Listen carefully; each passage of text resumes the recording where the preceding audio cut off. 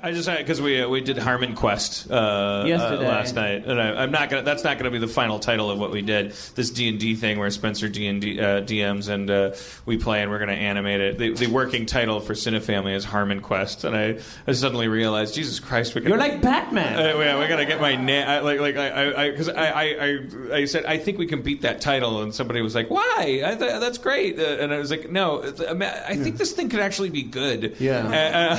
I don't want somebody that could watch this thing having to think that they have to drink the Kool-Aid of some Kevin Smithy like the guy. It's there's more to it than that. The thing we did last night is actually awesome. I think is going to be really, really amazing, and I would hope that it would please a lot more people that are capable of liking me. We should open it up to the if you guys think of a good name for our animated campaign that we're going to do.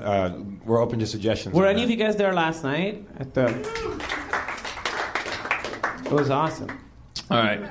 Let's bring out the lovely Erin McGathy.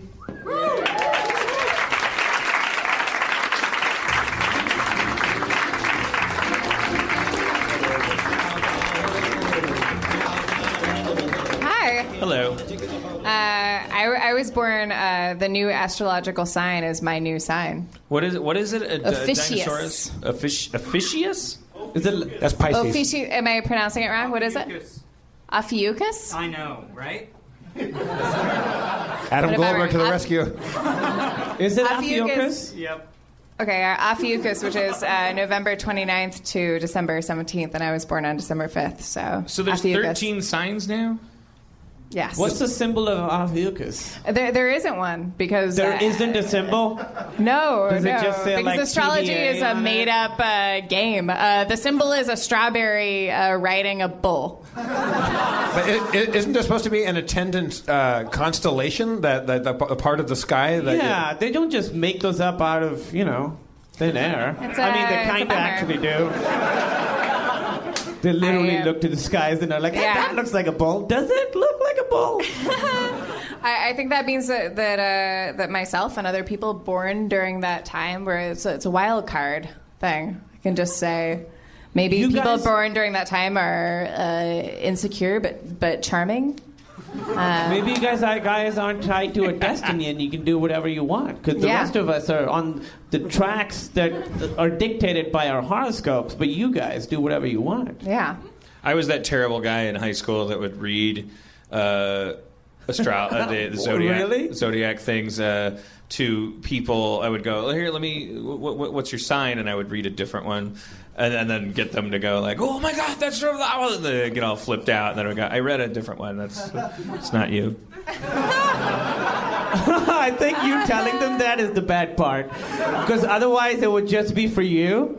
But this is also for them. That's okay. No, I'm just saying I used to be that dick, and I've met a lot. And then I had a relationship with a girl who was so into astrology it was ridiculous, and it was a challenge at first because I was like, come on. But then over time, the way I coped with it is I would go, oh well, actually she's coping with life a little better than me in a lot of ways. Oh yeah, it's those patterns. Like someone would spill something on her new dress at a party, and she would go like, well, it's such a Gemini.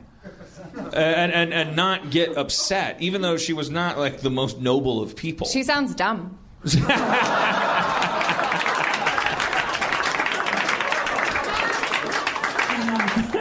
Yeah, you'd raise a stink, right? Because you're not tied to any destiny.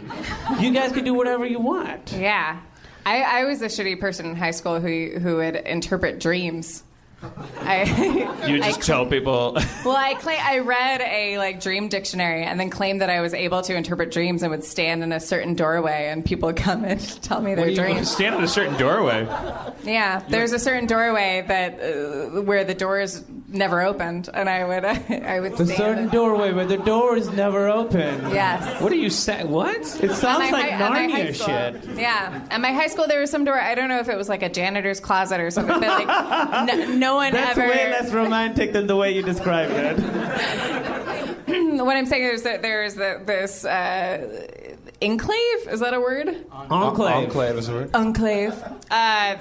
Where I would stand and people would come and how did you get in there if the door didn't open? Well, it was just like it was like if there was a wall, then there was a part that went in. And there were doors there because it was a doorway, but no one used it, and I would stand there, and that's where I would interpret dreams. A little recess in a hallway. Yeah. We're asking the wrong question. She's talking about how she used to read people's dreams. No, but how did you stand there? We're all armchair architects. No, how did you stand? Was there a load-bearing pillar there? I'm just trying to get a visual idea because before you told us where you stood, I pictured Lucy from Peanuts as the doctor is in little booth. Okay. Well, I was picturing a door that never opened or closed. I thought that's what she was going to do. She was like in this closet, but how did you get in there? It was like an Agatha Christie riddle or something. There's a puddle of water on the floor and a dead man in the corner and a peacock feather in his hand.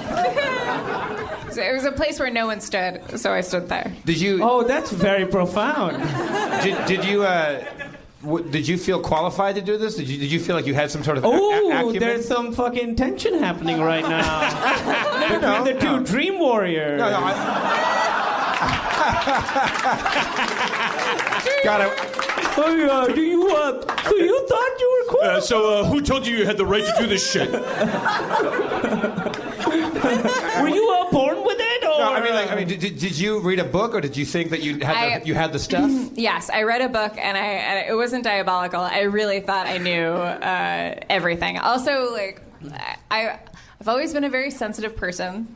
So a lot of it was my own feelings about the person I was talking to. You are standing in a doorway right now. Yeah, no, maybe you're a little self-important, and that's why you jumped without walking up a stairway. But I had read this dream dictionary. It was an embarrassing thing. It's not a... No. I don't put it on my resume. It's high school, right? What's in a dream dictionary? You can look up things like teeth, your teeth falling out. What is that? Money. Is it really money? Yeah, when your teeth are rotting and falling out, that's money. Well, I've also read it's health, which makes sense too. I used to have you're such a Gemini. those dreams all the time.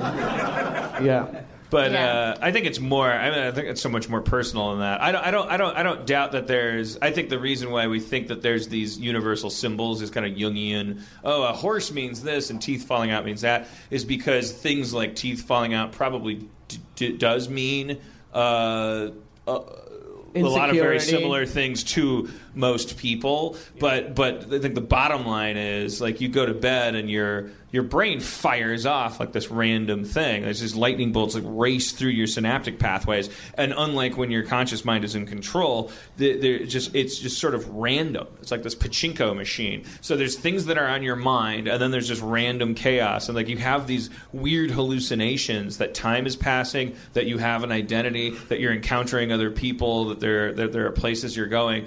But what's really happening is your brain is just sort of it's sort of like the tide rolling in over a sandcastle, kind of or as I said, lightning going through pudding, kind of just going to these different places. So you'll wake up and you go why did John Travolta drive that train into a mountain and then it exploded and that gave me the power to tell Bruce Willis to go fuck himself. Then you come to can't look up Bruce Willis in a book and go, well, Bruce Willis means strength. But he does. Bruce Willis means, to me, he does. Bruce Willis means something to that dreamer. So, Aaron, you would stand in your little recess in the hallway, and did you have to bark up a crowd? Was there a sign? No, they came to me. Work? Did you have flyers put up? No. The little things they could rip off, and it would just say the doorway on it. The place where no one stands. It started with me just doing it casually, in passing at lunch, and I also I really thought that I was good at it. I had read that dictionary and then just let it go. So I really was just pretending to be a therapist, I guess, in my own mind. But I wasn't bullshitting. I thought that it was legit.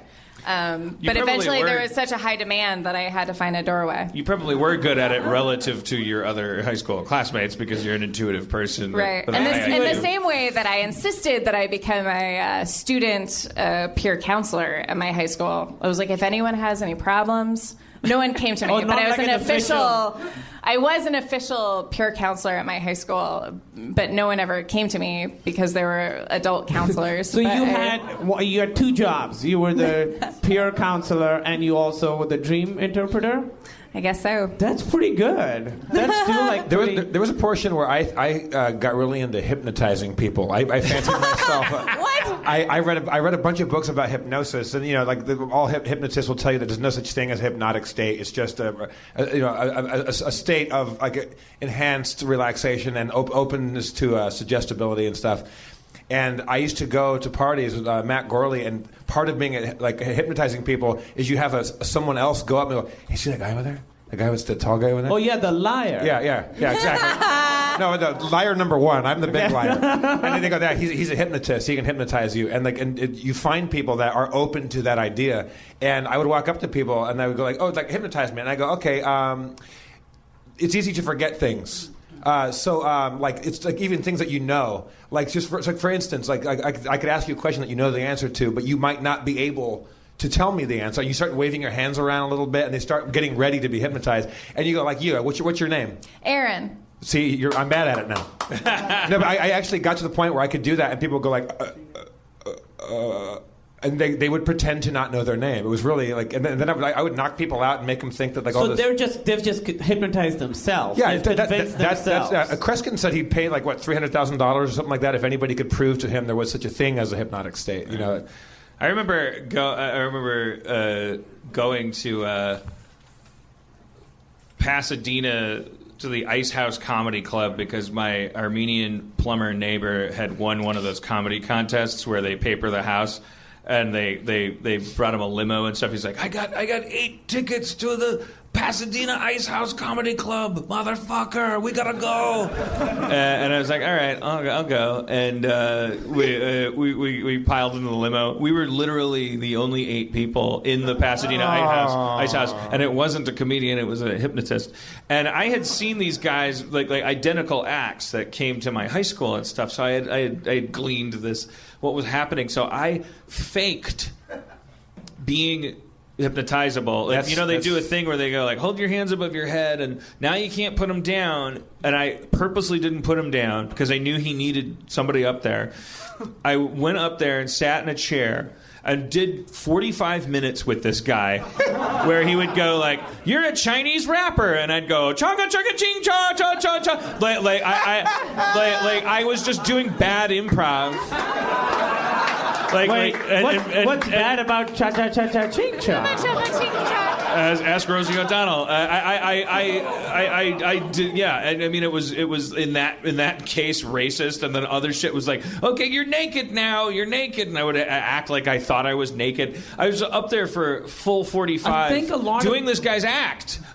He wasn't doing anything, but wearing a gross suit and suggesting that it was no different from comedy sports, except for a lot of key differences. Yeah, a lot of the stage hypnotists will literally I've had friends that went up there and were the guests that were brought up, and they'll go like, hey, help me out. They'll whisper to you like, help me out here. And you go sleep. They just say like, don't make me look like a fucking dick up here. Yeah, I bet that's most of it. That's what this guy didn't have to say that. The silence in the room and the empty chairs were speaking that. How was the limo ride back for you? They like all of my neighbors kept going like, whoa, what was happening? Was it magical? Did you remember anything? And it was like, well, I remember. I kind of split the difference. Didn't? Oh, okay. I was sort of like, well, I kind of felt like really relaxed, and I sort of just wanted to do. I threaded a needle where I didn't lie to anybody, but did this guy's act and kind of. It was really sad. Yeah, the Ice House is a dark place. I remember it's never been darker than when I was rapping in Chinese. That was insane. Cheep chop chop cho, cheep cheep cheep cheep chabadoo. You can't say. It's a new world. If the words ching, chong, or anything else came out of my mouth, fucking.